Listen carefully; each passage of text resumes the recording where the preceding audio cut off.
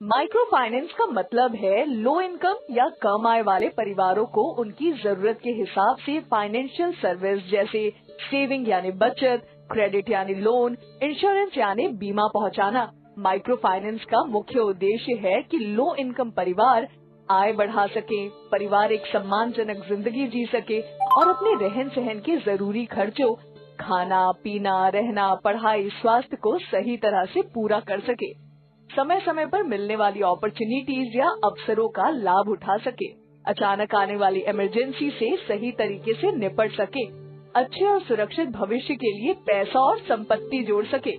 Low income परिवार जानते हो क्या होता है? लो इनकम का मतलब तो कम आय हुआ ना?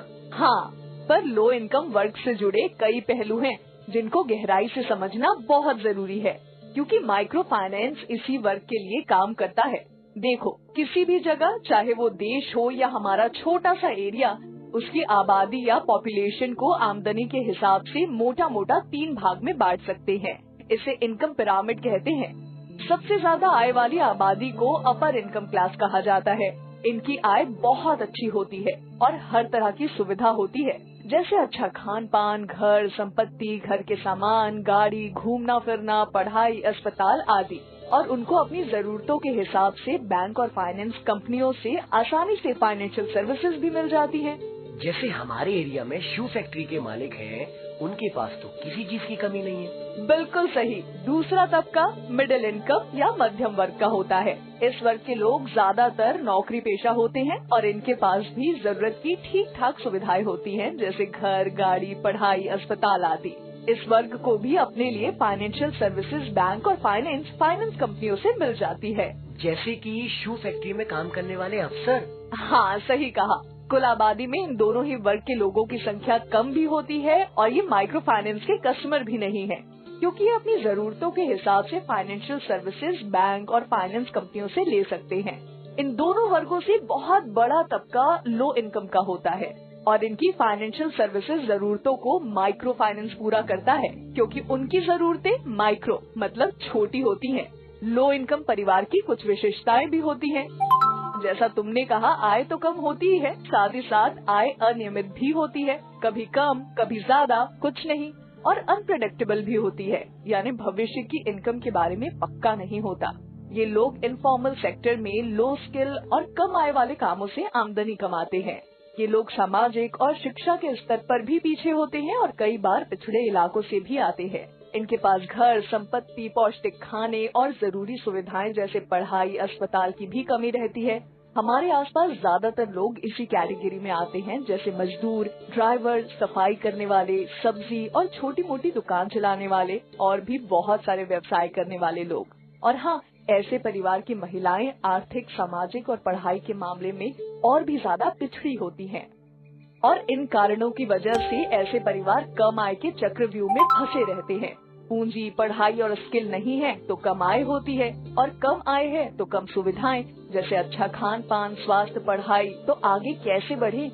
सलमा जी, एक उदाहरण से समझाइए। जरूर, इसे हमारे ही एक कस्टमर के उदाहरण से समझते हैं। जरा वो फाइल देना तो। देखो, ये लोन एप्लीकेशन फाइल है। कल ही मैं बीना के परिवार से मिल के आई थी। बीना घर से ही एक छोटी सी किराने की दुकान चलाती है। दुकान में थोड़ी बहुत इनकम आती है और घर के खाने पीने की थोड़ी जरूरतें भी पूरी हो जाती हैं। ये सुरेश है, बीना का पति, जो मिस्त्री का काम करता है, बहुत मेहनती है। सुरेश और बीना की 2 लड़कियां और 1 लड़का है। बड़ी लड़की सीमा की शादी हो चुकी है। सीमा से छोटा अरुण पास के ही शहर में ड्राइवर है और थोड़ा बहुत कमा लेता है। सबसे छोटी पिंकी अभी 12वीं में पढ़ रही है। सुरेश की माँ भी उनके साथ रहती है और घर में एक गाय है, उसकी देखभाल करती है। और ये सब लोग साथ में सुरेश के पुश्तैनी घर में रहते हैं। तो देखो, इनकम के सोर्स तो कई हैं। बीना की दुकान है, सुरेश और अरुण की मजदूरी है, गाय का दूध भी बेच लेते हैं। पर दिक्कत ये है कि इनमें से किसी की भी इनकम रेगुलर नहीं है। कई बार सुरेश और अरुण को काम नहीं मिलता और दुकान में भी बिक्री कभी ऊपर कभी नीचे, खर्चे भी पूछ के नहीं आते हैं। इसी अनियमित इनकम और खर्चों की वजह से बचत भी नहीं हो पाती है और आगे की प्लानिंग मुश्किल होती है। अब जैसे मिडिल क्लास फैमिली को कुछ बड़ा खर्चा करना हो तो वो धीरे धीरे अपनी इनकम से पैसे जोड़ लेते हैं, क्योंकि उनकी आय खर्चे से ज्यादा और रेगुलर है। पर बीना का परिवार अपनी कम और अनियमित इनकम की वजह से बचत ठीक से नहीं कर पाता है और बहुत सारी जरूरतें लोन लेके पूरा करता है। इसीलिए इस वर्ग में लोन की बहुत वैल्यू और जरूरत होती है।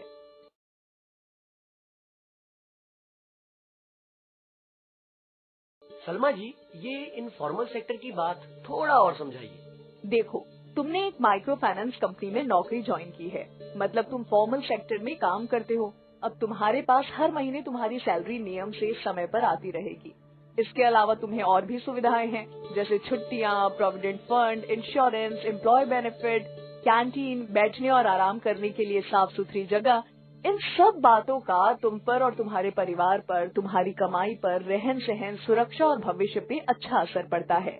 वहीं बीना जैसे हमारे देश के ज्यादातर लो इनकम परिवार के लोग इनफॉर्मल सेक्टर में काम करते हैं, जैसे खेती, कंस्ट्रक्शन, फैक्ट्री, ऑफिस, दुकान, घर में काम करने वाले मजदूर, plumber, electrician, driver, cook, carpenter, tailor, सामान डिलीवरी वाले, सिक्योरिटी वाले, हैंडीक्राफ्ट बनाने वाले, छोटी दुकान चलाने वाले, सफाई कर्मचारी, डेयरी का काम करने वाले और भी सैकड़ों तरह के काम करने वाले। लो इनकम की तरह इनफॉर्मल सेक्टर की भी कुछ विशेषताएं हैं, जैसे ज्यादातर कम आय वर्ग के लोग इनफॉर्मल सेक्टर में काम करते हैं क्योंकि काम मिलना आसान होता है और कम अनुभव व स्किल होने पर भी इन्हें काम मिल जाता है।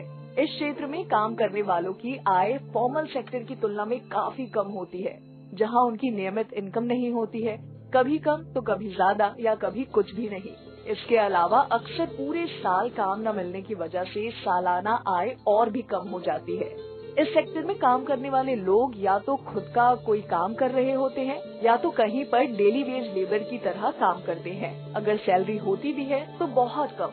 इनफॉर्मल सेक्टर में काम करने वालों को आय के अलावा कोई और सुविधाएं नहीं मिलती हैं, जैसे पेड छुट्टी, प्रोविडेंट फंड, इंश्योरेंस आदि, और नौकरी से कभी भी इन्हें हटाया जा सकता है। इस सेक्टर में काम करने वाले लोगों पर श्रमिक कानून या लेबर लॉ लागू नहीं होता, इसलिए इनकी काम करने की दशा भी अच्छी और सुरक्षित नहीं होती है।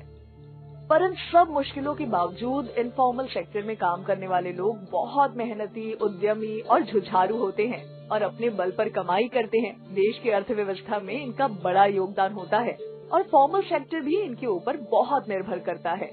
देखा जाए तो हम सब की सबसे जरूरी चीजें, खाना, मकान, दुकान, कपड़ा, सफाई आदि इनफॉर्मल सेक्टर से ही पूरी होती है।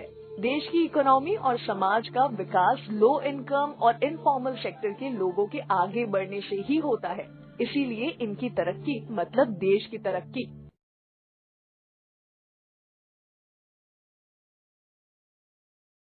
सलमा जी, लो इनकम और इनफॉर्मल सेक्टर तो मैं समझ गया। अब ये बताइए कि फाइनेंशियल सर्विसेज क्या होती हैं और लो इनकम घरों के लिए ये क्यों जरूरी है? किसी भी व्यक्ति या परिवार को समय समय पर अलग तरह की जरूरतें होती हैं, जिनके लिए फाइनेंशियल प्रोडक्ट चाहिए होते हैं। इसको सिंपल तरह से 6 भागों में समझ सकते हैं। बेसिक सेविंग अकाउंट, जिसमें आप अपनी आमदनी रख सकें, खर्च कर सकें और एक्स्ट्रा पैसे या जमा पूंजी को सुरक्षित रख सकें। फिक्स या रिकवरी डिपॉजिट यानी FD/RD, जिसमें आप अपनी बचत आने वाले सालों में जरूरत के लिए जमा कर सकते हैं और ब्याज से रकम बढ़ती है। ये ज्यादातर 1 से 5 साल के लिए होती है। पेंशन, जिसमें आप अपने काम करने के समय में अपने बुढ़ापे के खर्चों के लिए पैसा लगाते हैं। अपनी सिचुएशन के अनुसार धीरे धीरे कुछ पैसे अपने बुढ़ापे के लिए जोड़ते हैं, जिससे बुढ़ापे में आप अपने खर्चों के लिए किसी पे बोझ ना बने। इन्वेस्टमेंट में आप अपना पैसा म्यूचुअल फंड या शेयर या इन्वेस्टमेंट प्रोडक्ट में लगाते हैं, जिससे आपका ही पैसा और पैसा कमाए और भविष्य के लिए पूंजी इकट्ठा हो। इंश्योरेंस प्रोडक्ट जैसे life insurance, non life insurance, जैसे अस्पताल में भर्ती होना, गाड़ी, घर और क्रॉप का इंश्योरेंस, इससे आप भविष्य के खतरे से आने वाले नुकसान के लिए आप सुरक्षा लेते हैं। क्रेडिट या लोन परिवार की कई जरूरतों के लिए लेते हैं। जब आपके पास पैसा ना हो तो लोन के माध्यम से आप अपनी जरूरतें पूरी करते हैं। रोजगार के लिए जैसे गाय, दुकान, ऑटो, कोई बड़ा सामान जैसे घर, गाड़ी, दुकान, जमीन खरीदने के लिए, अचानक होने वाले खर्च के लिए जैसे पढ़ाई, एक्सीडेंट, इमरजेंसी, कई सोशल या फैमिली फंक्शन जैसे शादी या मौत। अब बीना के परिवार को देखो, उसके परिवार में सिर्फ सुरेश और उनकी माताजी के लिए सेविंग अकाउंट है और वो भी इस्तेमाल नहीं होते। रोजमर्रा के काम के लिए, पैसे के लेन देन के लिए कैश ही इस्तेमाल किया जाता है। कभी काम अच्छा चल रहा हो और कुछ पैसे बच भी जाएं तो अकाउंट में नहीं बचाते और खर्च हो जाते हैं। पिछले साल ड्राइवर बेटे के एक्सीडेंट के इलाज में काफी खर्चा हुआ, जिसे उन्होंने थोड़ी बचत और उधार लेके निकला। अब अगर उनका इंश्योरेंस होता तो खर्चा क्लेम से मिल जाता। अगले कुछ साल में पिंकी को कॉलेज के लिए और अरुण को अपनी टैक्सी के लिए पैसे चाहिए होंगे। बीना और सुरेश भी कुछ साल में बूढ़े हो जाएंगे और शायद उतना नहीं कमा पाएंगे। क्या पता उनकी बूढ़ी माँ की तबीयत खराब हो जाए और इलाज के लिए पैसे की जरूरत पड़े। इन सब जरूरतों को ठीक से पूरा करने के लिए अलग अलग फाइनेंशियल प्रोडक्ट की जरूरत होती है। सुरेश का तो बेटा है ना, उसको बुढ़ापे की चिंता करने की क्या जरूरत है? देखो, हर किसी को अपने भविष्य के बारे में खुद प्लान करके चलना चाहिए। आखिर अरुण की भी तो फैमिली होगी और उसकी अपनी जिम्मेदारियां होंगी।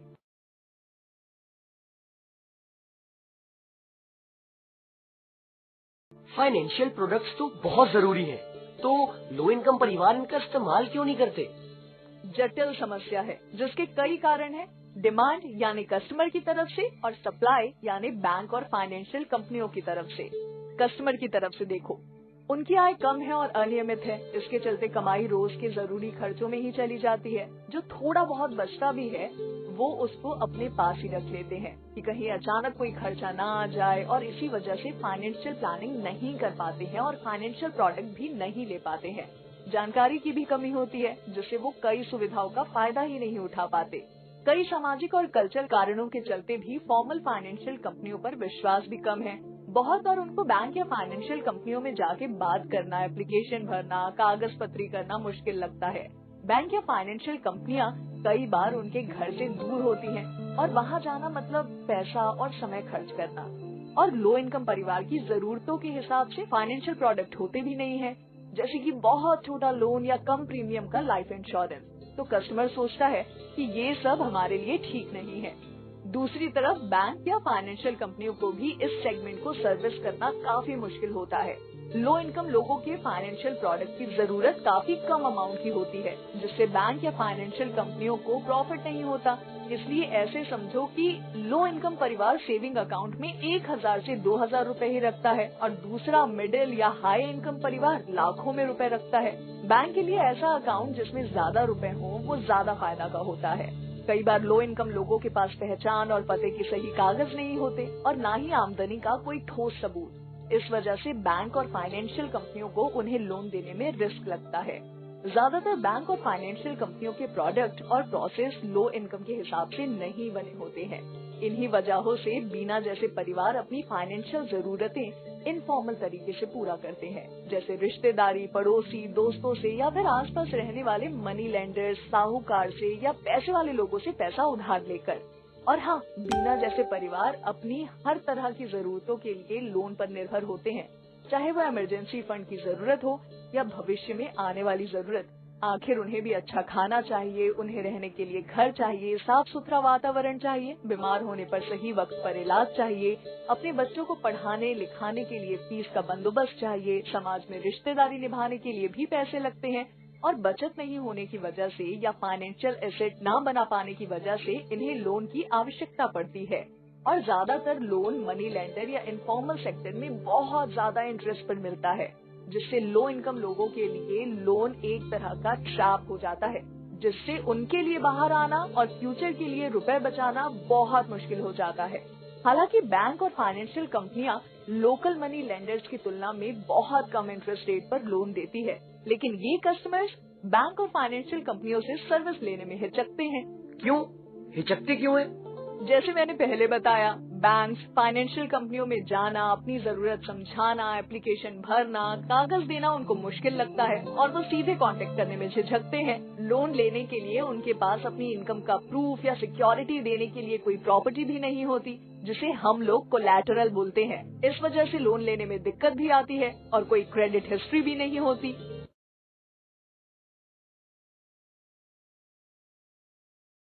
ये तो बहुत बुरा चक्रव्यूह लगता है। हाँ, पर माइक्रो फाइनेंस या माइक्रो क्रेडिट में इस चक्रव्यूह का तोड़ है। अच्छा, कैसे? प्रोफेसर मोहम्मद यूनुस का नाम सुना है? मोहम्मद यूनुस साहब बांग्लादेश के ग्रामीण बैंक के संस्थापक हैं और उन्होंने आज से करीब 50 साल पहले अपने ग्रामीण बैंक मॉडल से सारी दुनिया के सामने लो इनकम परिवार को लोन यानी माइक्रो क्रेडिट के बारे में कुछ बहुत जरूरी बातें साबित की। जैसे लो इनकम या गरीब इकोनॉमिकली एक्टिव होते हैं और मेहनत और एंटरप्राइज से अपनी कमाई करते हैं। लो इनकम परिवार की कमाई और खर्चों का पैटर्न अस्थायी और अनप्रेडिक्टेबल होता है और ट्रेडिशनल कोलैटरल सिक्योरिटी जैसे असेट प्रॉपर्टी नहीं होती है, इसलिए उनको लोन देने का तरीका अलग होना होगा। लो इनकम परिवार लोन को ईमानदारी और समय से चुकाते हैं और अगर लोन महिलाओं को दिया जाए तो लोन का इस्तेमाल घर की सही तरक्की जैसे रोजगार, पढ़ाई, रहन सहन में होता है और महिलाएं लोन चुकाने में ज्यादा सजग और अनुशासित होती हैं। और अगर लोन इनकम लोगों को मिला के और जोड़ के यानी उनके सोशल कैपिटल से लोन से जुड़ी कई समस्याएं सुलझाई जा सकती हैं, जैसे identity, address verification, credit assessment, risk assessment, छोटा लोन और रेगुलर रीपेमेंट और लेंडर का प्रॉफिट। उनके इस कॉन्सेप्ट को सोशल कोलैटरल या जॉइंट लायबिलिटी ग्रुप JLG कहते हैं। तो चलो JLG के जादू को और समझते हैं। सबसे पहले महिलाएं लोन लेने के लिए खुद अपना ग्रुप बनाती हैं। ग्रुप में ऐसी ही महिलाओं को लिया जाता है जो एक दूसरे के काम, आय, परिवार, घर के पते को अच्छे से जानती हो। लोन तो मेंबर को मिलता है पर पूरा ग्रुप जिम्मेदारी लेता है कि अगर किसी को किश्त देने में दिक्कत आए तो ग्रुप मदद करेगा और आपस में जमा करके किश्त भरेगा। इससे लोन देने की कई समस्याएं दूर हो जाती हैं। कस्टमर की पहचान और पते के कागज के अलावा ग्रुप के मेंबर ही एक दूसरे का वेरिफिकेशन कर लेते हैं कि वो कौन है और कहां और कितने समय से रहते हैं।